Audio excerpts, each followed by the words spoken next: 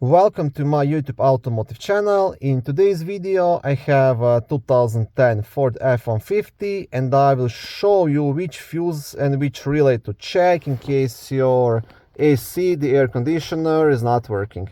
This video will apply to Ford F-150s made from 2009 all the way up to 2014.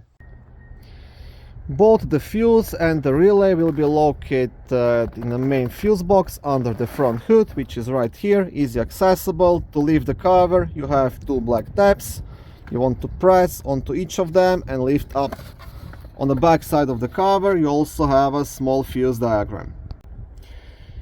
Okay, now the fuse you want to check, it's a fuse number 30, which is a 10 amp red fuse located right here, responsible for power to AC compressor clutch.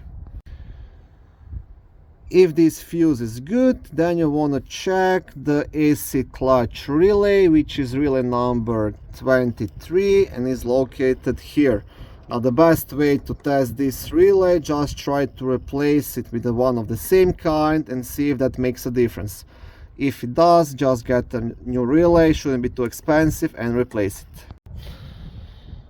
Now if you are having AC problems, checking the fuses is the easiest and cheapest thing to do.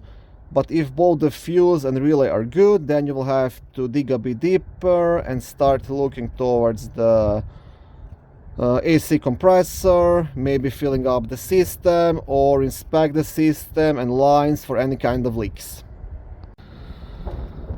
Okay, thank you for watching this short video. I hope it was helpful and educational. If it was, please like it and consider subscribing to my YouTube automotive channel. On my channel there is lots of how-to videos, do-it-yourself videos, car reviews, product reviews and other similar automotive topics.